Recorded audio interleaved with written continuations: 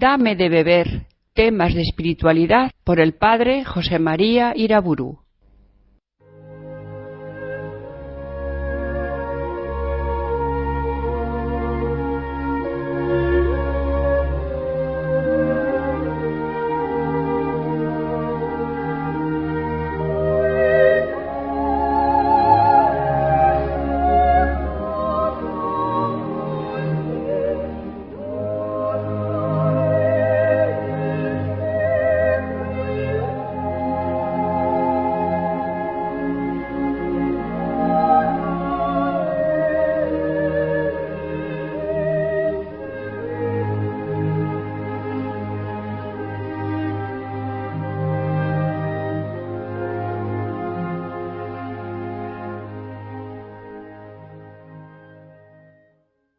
En el nombre del Padre, del Hijo y del Espíritu Santo.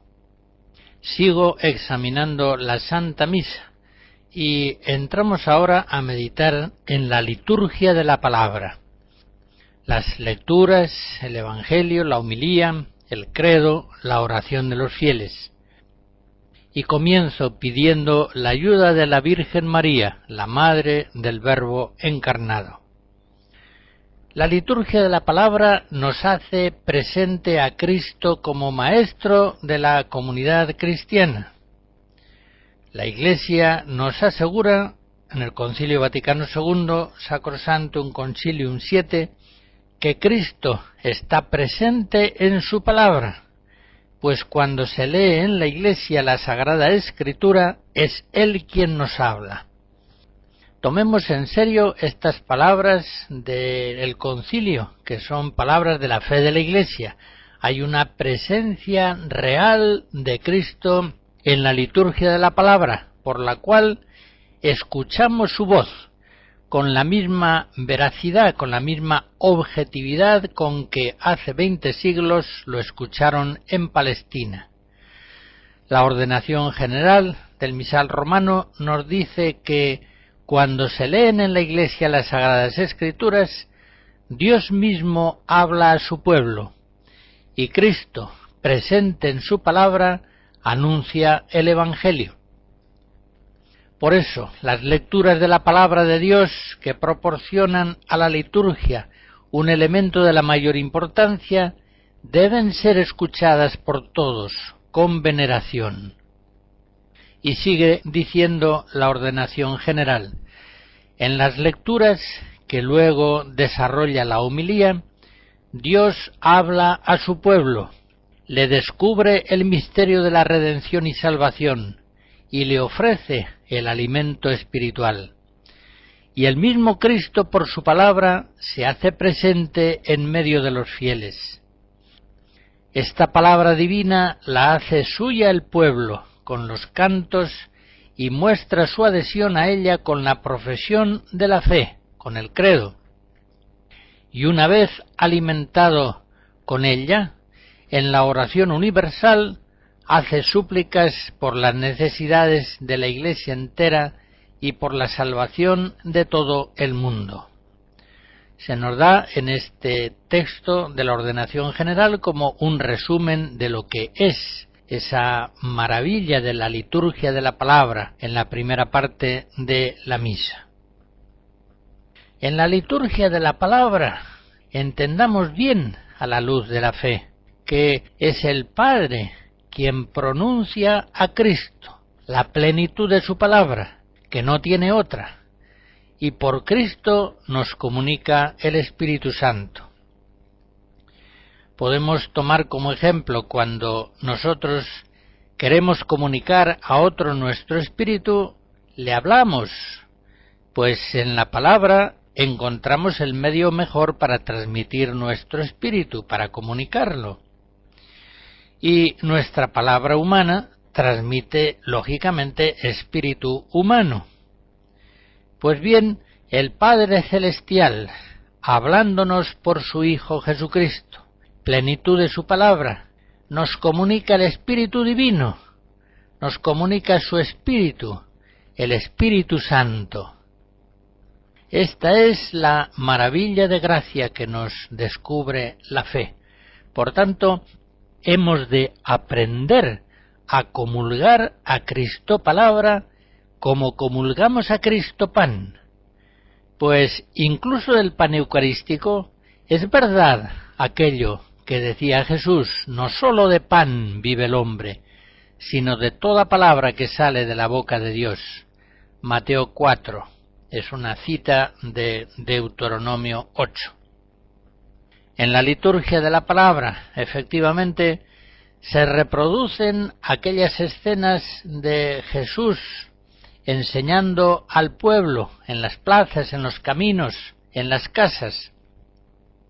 Asistimos de nuevo, por ejemplo, a aquella escena en la sinagoga de Nazaret, cuando Cristo, nos cuenta Lucas 4, se levantó para hacer la lectura de un texto de Isaías, y al terminar, cerrando el libro, se sentó. Los ojos de cuantos había en la sinagoga estaban fijos en él, y él comenzó a decirles: hoy se cumple esta escritura que acabáis de oír. Pues bien, como digo, con la misma realidad, hoy le escuchamos nosotros a Jesús en la misa, en la liturgia de la palabra. Con esa misma veracidad experimentamos también aquel encuentro con Cristo resucitado que en el camino vivieron los discípulos de Emaús. Recuerdan aquello de Lucas 24, se decían uno al otro: no ardían nuestros corazones dentro de nosotros, mientras en el camino nos hablaba y nos declaraba las Escrituras. También debe arder nuestro corazón cuando en la liturgia de la palabra, en la misa, escuchamos a Cristo Maestro, que nos sigue hablando y enseñando. Si, gracias a Dios, creemos en la realidad de la presencia de Cristo en el pan consagrado, también por gracia de Dios hemos de creer en la realidad de la presencia de Cristo cuando nos habla en la liturgia. Recordemos aquí aquello que nos decía Pablo VI en la encíclica Mysterium Fidei, que la presencia eucarística es una presencia que se llama real, pero no por exclusión, como si las otras modalidades de la presencia de Cristo no fueran reales, sino que se dice una presencia real por antonomasia, ya que es una presencia substancial. Por tanto, cuando el ministro, confesando su fe, al terminar las lecturas, dice palabra de Dios, no está queriendo afirmar solamente que esta fue hace 20 siglos o hace más tiempo todavía la palabra de Dios. Está diciéndonos que esta es la palabra de Dios, la palabra que precisamente hoy el Señor está dirigiendo a sus hijos. Antes decía cómo en la celebración de la Santa Misa la liturgia de la palabra precede a la liturgia del sacrificio, en la que se nos entregará el pan vivo bajado del cielo. Pues bien, la liturgia de la palabra va unida indisolublemente a la liturgia del sacrificio, la prepara, la ilumina, la fundamenta. Por otra parte, recordemos que también fue ese el orden que comprobamos ya en sacrificios de la historia de la salvación, también en el monte Sinaí, en el sacrificio ofrecido por Moisés, hay una liturgia de la palabra que precede a la liturgia sacrificial, Éxodo 24. En la cena del Señor también, o en el encuentro de Cristo con los discípulos de Emaús, la palabra de Cristo, iluminando las mentes de sus discípulos, precede a la celebración sacrificial de la entrega de su cuerpo y de su sangre. En este sentido, el Concilio Vaticano II, siguiendo una tradición muy antigua, ve en la Eucaristía la doble mesa de la Sagrada Escritura y de la Eucaristía, Presbyterorum Ordinis 18, la doble mesa del Señor. En efecto, desde el ambón Cristo se nos comunica como palabra y así nos vivifica, y desde el altar Cristo se nos comunica como pan vivo, vivificante, bajado del cielo. Y de este modo el Padre, tanto por la palabra divina como por el pan de vida, es decir, por su Hijo Jesucristo, nos vivifica en la Eucaristía, nos comunica el Espíritu Santo.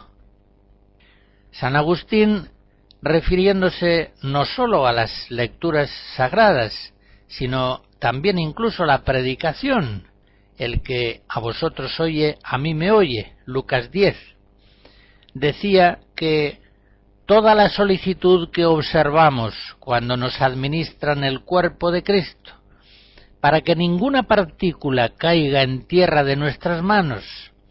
Se ve que cuando está escribiendo los fieles comulgaban en la mano. Sigue diciendo, esa misma solicitud, ese mismo cuidado debemos poner para que la palabra de Dios que nos predican, hablando o pensando en nuestras cosas, no se desvanezca de nuestro corazón. No tendrá menor pecado aquel que oye negligentemente la palabra de Dios que aquel que por negligencia deja caer en tierra el cuerpo de Cristo.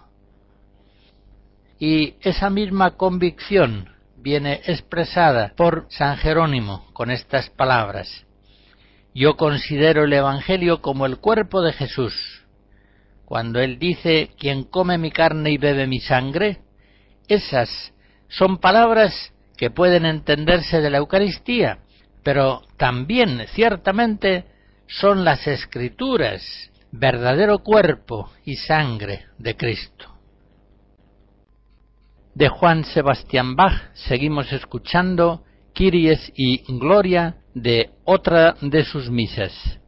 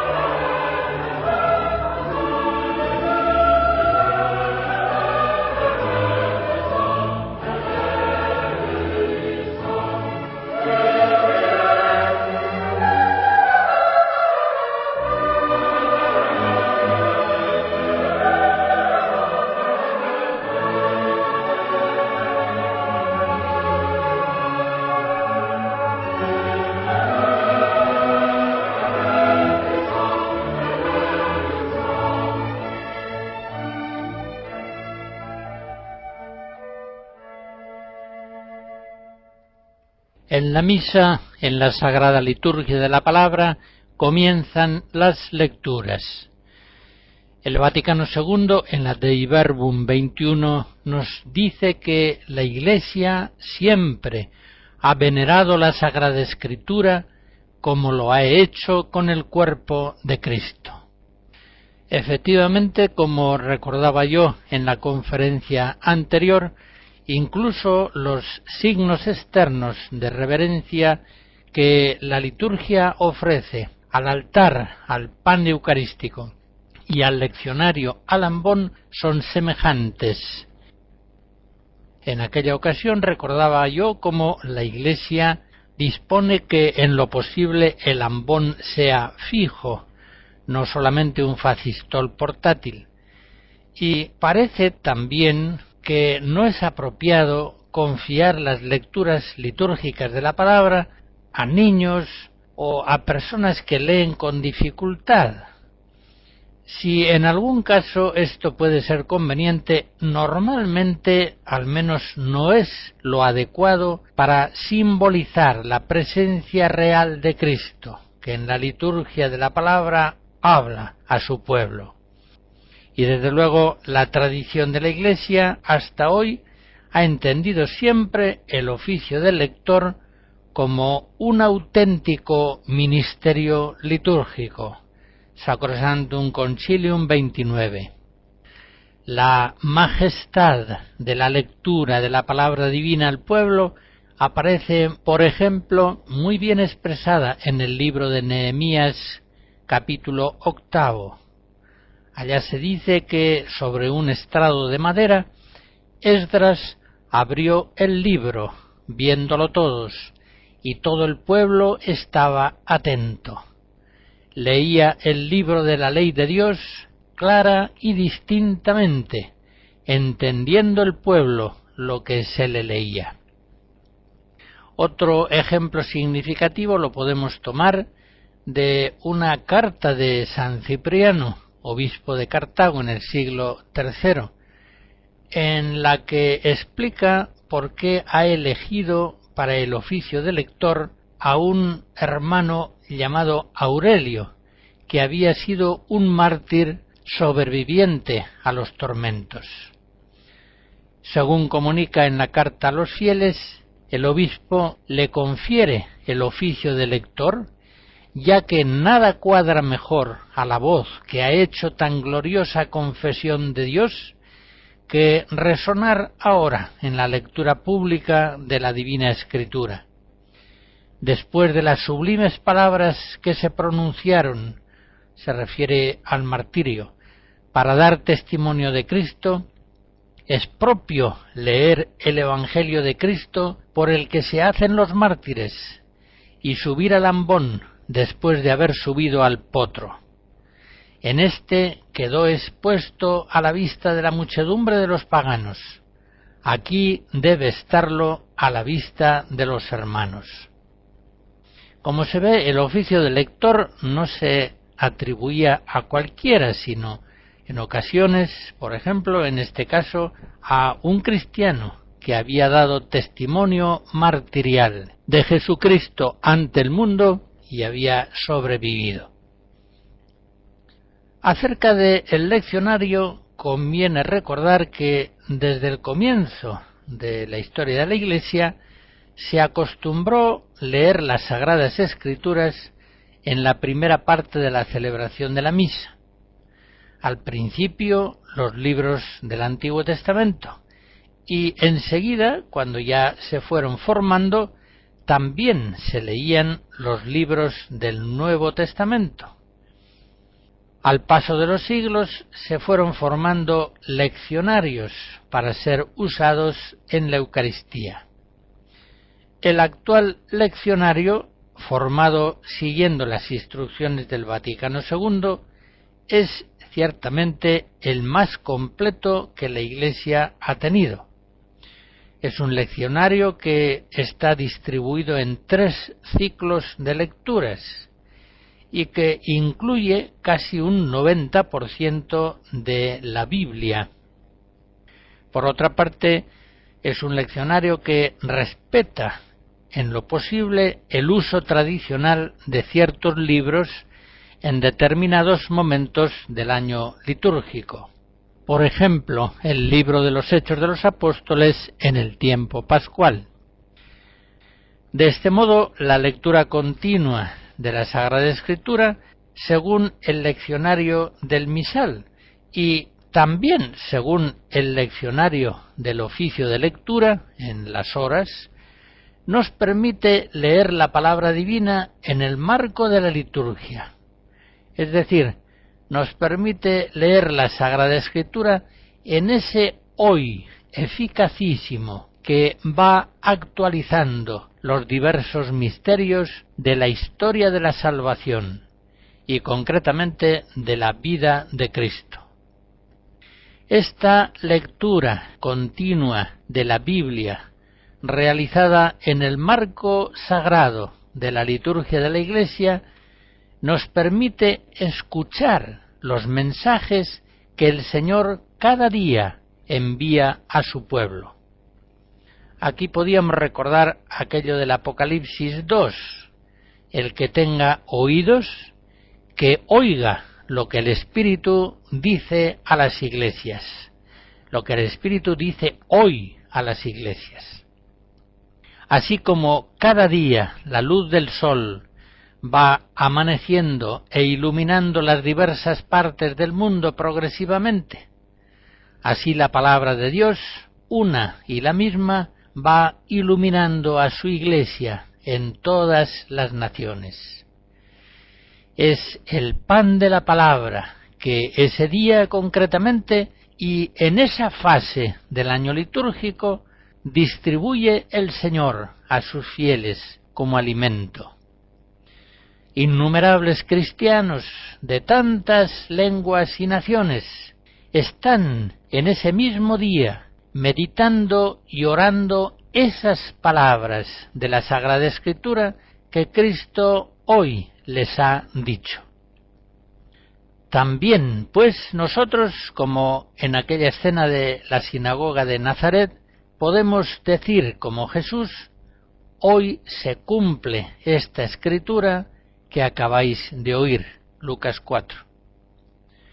Por otra parte, como se dice en un documento litúrgico que establece el orden de las lecturas, en la presente ordenación de las lecturas, los textos del Antiguo Testamento están seleccionados principalmente por su congruencia con los del Nuevo Testamento, en especial del Evangelio que se leen en la misa. Hasta aquí la cita. De este modo, la distribución cuidadosa de las lecturas bíblicas permite al mismo tiempo que los libros antiguos y los nuevos se iluminen entre sí y que todas las lecturas estén sintonizadas con los misterios que en ese día o en esa fase del año litúrgico se están celebrando.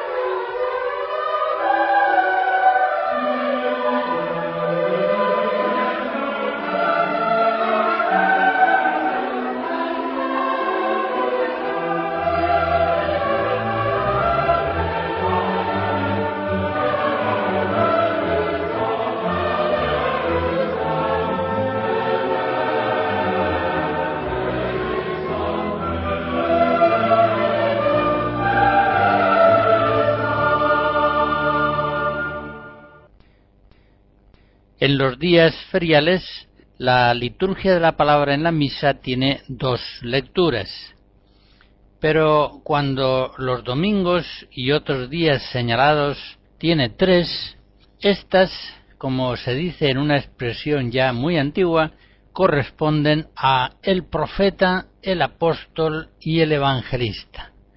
El profeta significa los libros del Antiguo Testamento. Y en esa lectura se enciende una luz que irá creciendo hasta llegar al Evangelio. como se dice al comienzo de la carta a los Hebreos, muchas veces y en muchas maneras habló Dios en otro tiempo a nuestros padres por ministerio de los profetas. Últimamente, en estos días, nos habló por su Hijo, el resplandor de su gloria, la imagen de su propio ser. Justamente es en el Evangelio donde se cumple de modo perfecto todo aquello que estaba escrito acerca de Cristo en la ley de Moisés, en los profetas y en los salmos, como les dice Jesús a los discípulos de Maús en Lucas 24. Después de la lectura del Antiguo Testamento viene la de el apóstol, que nos trae la voz inspirada de los más íntimos discípulos del Maestro, los Hechos de los Apóstoles, las cartas de Pablo, de Juan, de Pedro. A la lectura de la Sagrada Escritura corresponde el Salmo responsorial, por el cual a esa lectura se le da en el corazón una resonancia meditativa y orante. La Iglesia con todo cuidado elige ese salmo con una clara intención cristológica. Así es como fueron empleados los salmos frecuentemente ya en la predicación de los apóstoles. Y en el siglo IV en Roma se usaba ya en la misa el salmo responsorial, como también el Aleluya que precede al Evangelio, y que significa alabad al Señor. El Evangelio, finalmente, es el momento más alto de la liturgia de la palabra. Ante los fieles congregados en la Eucaristía, como dice el Vaticano II, Cristo hoy anuncia su Evangelio. Sacrosanctum Concilium 33. Por tanto, a 20 siglos de distancia podemos escuchar nosotros la palabra de Cristo con la misma realidad que quienes le oyeron entonces en Palestina. Aunque ahora ciertamente escuchamos la palabra de Cristo con más luz, con más ayuda del Espíritu Santo.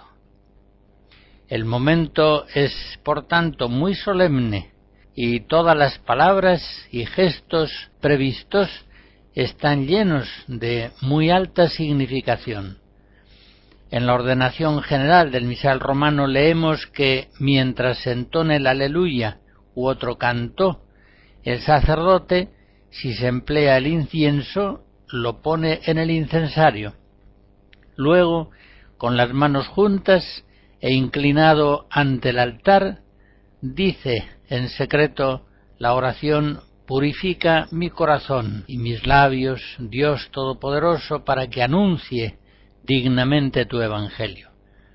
Después toma el libro de los Evangelios y, precedido por los ministros que pueden llevar el incienso y los candeleros, se acerca al ambón. Llegado al ambón, el sacerdote abre el libro y dice: el Señor esté con vosotros. Y enseguida lectura del Santo Evangelio, haciendo la cruz sobre el libro con el pulgar y luego sobre su propia frente, boca y pecho.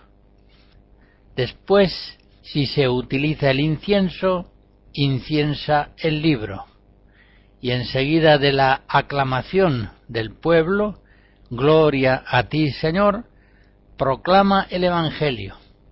Y una vez terminada la lectura, besa el libro, diciendo en secreto: las palabras del Evangelio borren nuestros pecados.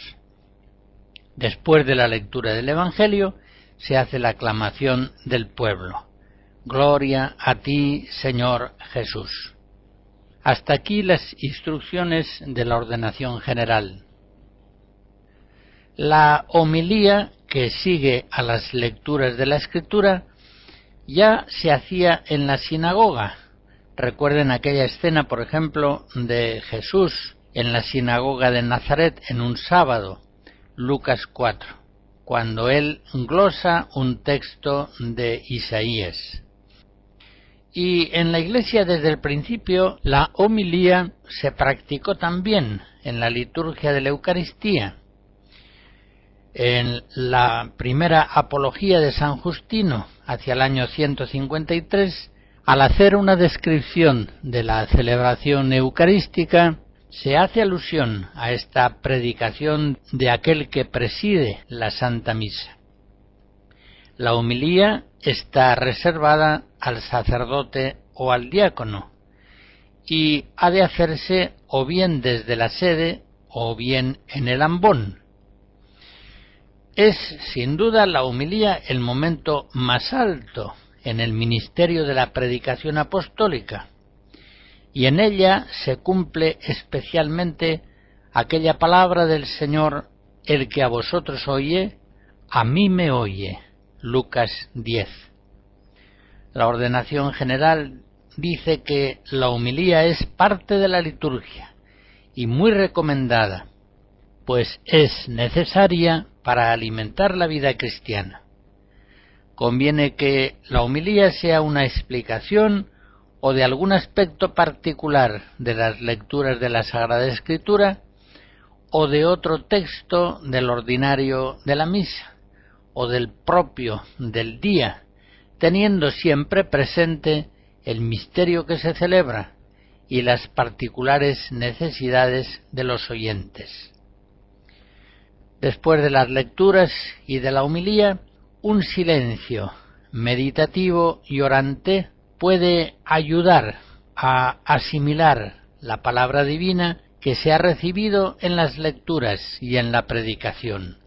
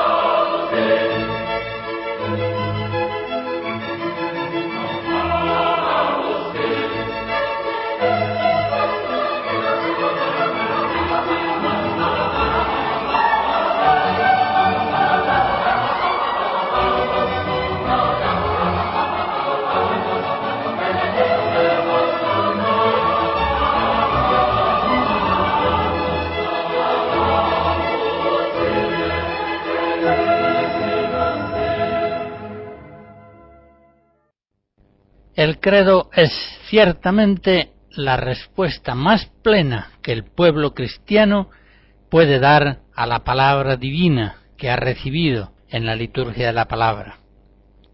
El credo, al mismo tiempo que una profesión de fe, es una grandiosa oración. Y como oración ha venido usándose fuera de la liturgia en la piedad tradicional cristiana. El credo comienza confesando al Dios único, Padre creador del cielo y de la tierra, de todo lo visible y lo invisible. Y luego se extiende en la contemplación del misterio de Jesucristo, Hijo único de Dios, nacido del Padre antes de todos los siglos. Conviene señalar que las normas litúrgicas prescriben inclinarse cuando llegan esas palabras santas de la Encarnación, y por obra del Espíritu Santo se encarnó de María la Virgen y se hizo hombre. Una vez confesada la fe en el Padre Celestial y en su enviado, su Hijo Jesucristo, la Iglesia profesa su fe en el Espíritu Santo, Señor y vivificador, y termina afirmando la fe en el misterio de la Iglesia y en la resurrección de los muertos. El credo, como es sabido, puede rezarse en su forma breve, que es el símbolo apostólico del siglo III o IV, o bien en la fórmula más desarrollada que se produjo en los concilios de Nicea y de Constantinopla en el siglo IV. Por último, la liturgia de la palabra termina con la oración de los fieles, que también es llamada oración universal.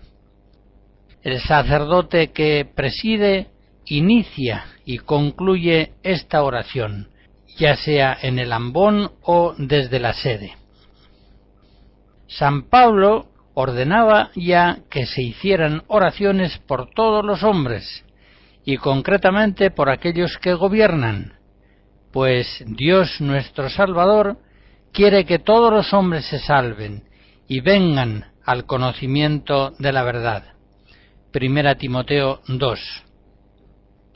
San Justino, en su primera apología, que hace un momento recordaba, describe en la Eucaristía plegarias comunes que con fervor hacemos por nosotros, por nuestros hermanos y por todos los demás que se encuentran en cualquier lugar.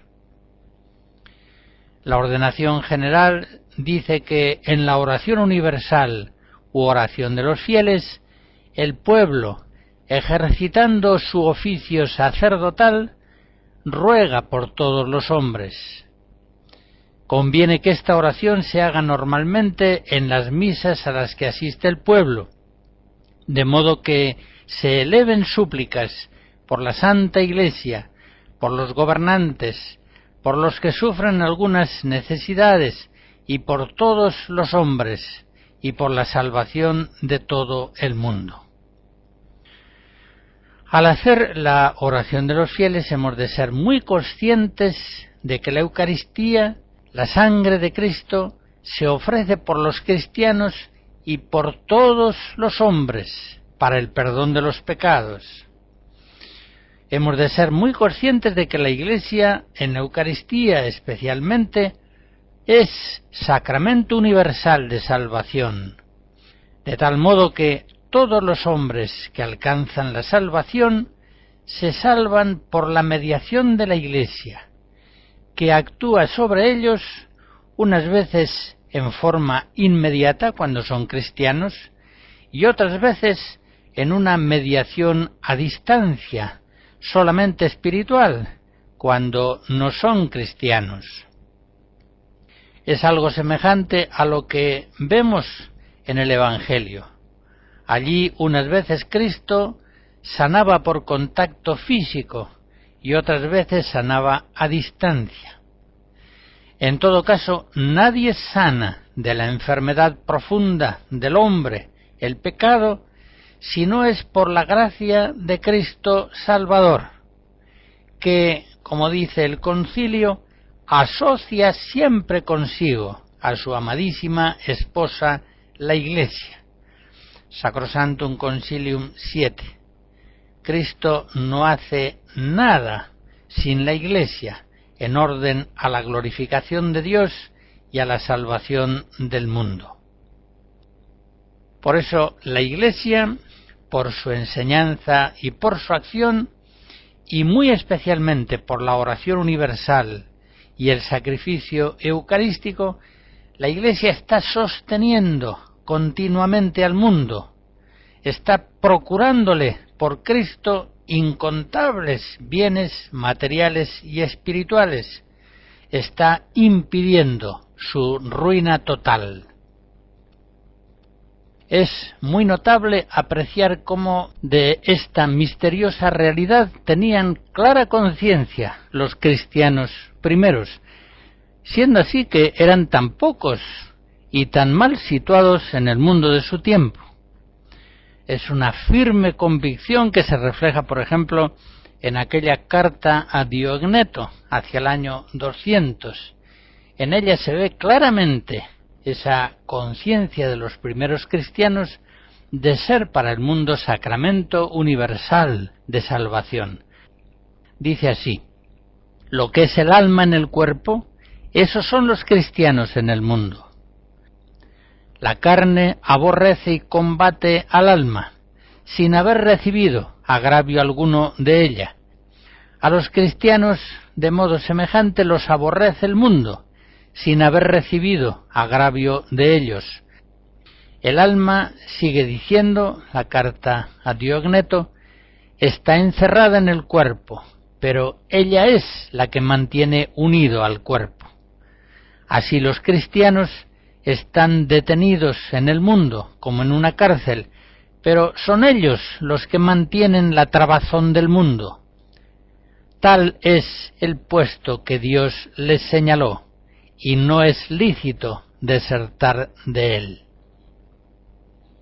La oración de los fieles, la oración universal, como digo, es el ejercicio de ese sacerdocio común de los fieles, y por esa oración extienden la salvación de la Eucaristía a todos los hombres. Lo que sucede es que somos hombres de poca fe. Pondré un ejemplo. Desde hace ya no pocos decenios pedíamos que terminase el comunismo. Pero cuando Dios por fin nos concede que desaparezca esa plaga de muchos países, entonces fácilmente atribuimos el bien recibido a ciertas causas segundas. Ha terminado el comunismo en esos pueblos por circunstancias políticas, económicas, personales, etc. Y no recordamos aquello de Santiago en el capítulo 1 de su carta, que todo buen don y toda dádiva perfecta viene de arriba, desciende del Padre de las luces. Es indudable que, por ejemplo, para conseguir la caída del comunismo, las religiosas de clausura y los humildes feligreses de misa diaria contribuyeron mucho más eficazmente que todo el conjunto de políticos y hombres importantes que llenaban las páginas de los periódicos de la época y las pantallas de la televisión. Aquellos humildes creyentes que en la Eucaristía, concretamente en la oración de los fieles, suplican en el nombre de Cristo por la salvación del mundo, son sin duda los que tienen un influjo benéfico más eficaz sobre la marcha del mundo presente.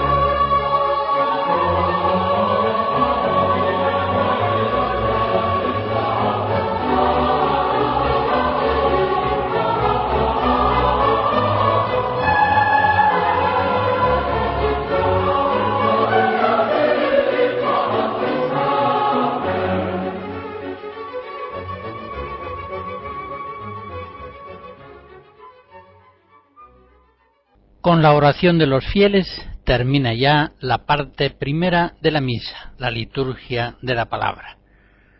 Se deja ya el ambón y la sede para comenzar la liturgia sacrificial. La acción sagrada queda centrada desde ahora en el altar, al que se acerca el sacerdote. Al altar se llevan, sea en forma simple o procesional, el pan y el vino.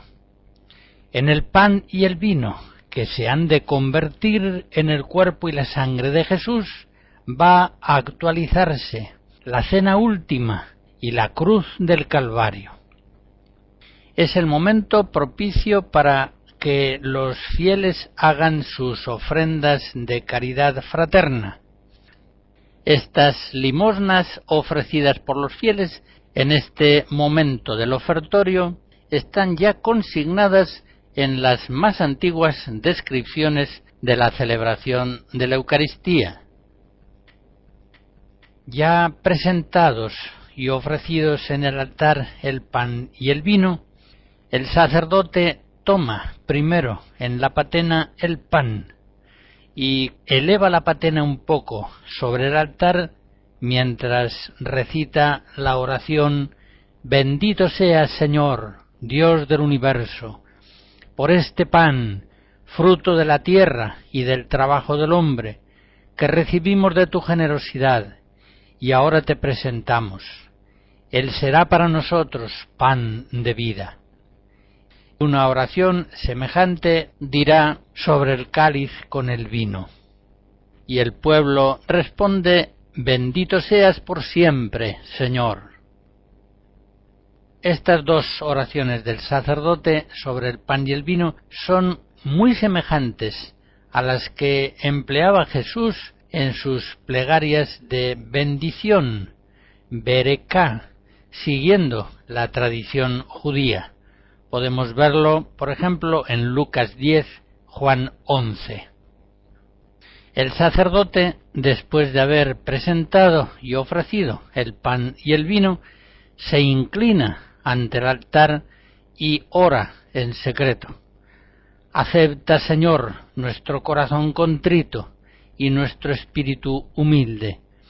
Que este sea hoy nuestro sacrificio y que sea agradable en tu presencia, Señor Dios nuestro.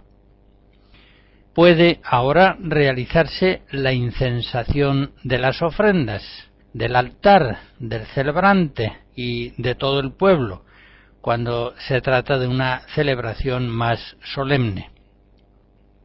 Seguidamente el sacerdote lava sus manos, procurando así su purificación interior, y, vuelto de nuevo al centro del altar, solicita la oración de todos los asistentes.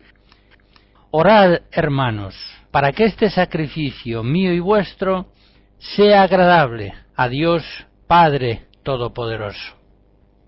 Respondan entonces los asistentes con toda atención de la mente y toda intención de la voluntad, recitando esa oración preciosa: El Señor reciba de tus manos este sacrificio, para alabanza y gloria de su nombre, para nuestro bien y el de toda su santa Iglesia.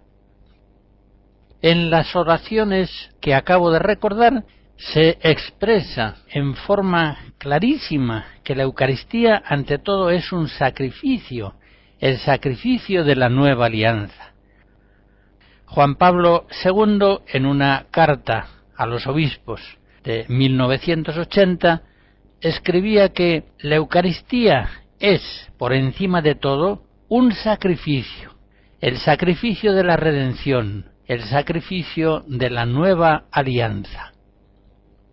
Y el Papa hacía esa enfática afirmación saliendo al encuentro de ciertos teólogos y liturgistas católicos que, influidos por los protestantes, niegan o reducen el carácter sacrificial de la Eucaristía. La Iglesia, en los últimos años, precisamente para contrarrestar el influjo maligno de ciertos errores, ha insistido mucho en el carácter sacrificial de la Eucaristía. Así, por ejemplo, lo hace en el Catecismo, en el número 1367. Y recordemos también la encíclica de Juan Pablo II, Ecclesia de Eucaristía, en los números 11 y siguientes. Finalmente, el rito de preparación de las ofrendas para el sacrificio concluye con una oración sacerdotal, la oración sobre las ofrendas. Es una de las 3 oraciones propias de la misa que se celebra, y suele ser tan profunda como hermosa. Recordemos, por ejemplo, la oración sobre las ofrendas del domingo segundo del tiempo ordinario. Concédenos, Señor, participar dignamente en estos santos misterios, pues cada vez que celebramos este memorial del sacrificio de Cristo, se realiza la obra de nuestra redención. Puede ser interesante tomar un misal de los fieles y leer en forma seguida varias oraciones sobre las ofrendas de distintas misas, y así conocemos mejor cómo la Iglesia entiende la ofrenda que se realiza en el sacrificio eucarístico.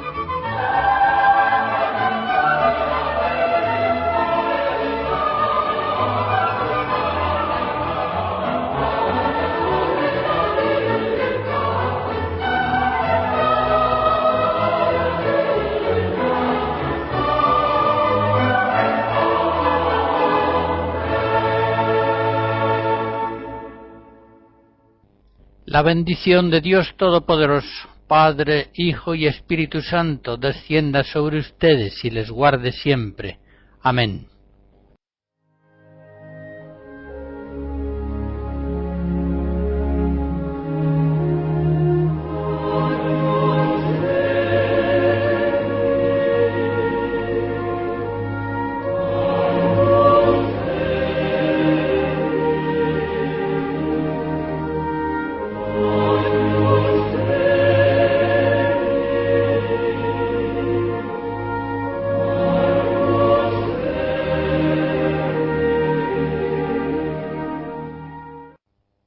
Hemos escuchado Dame de beber, temas de espiritualidad por el padre José María Iraburu.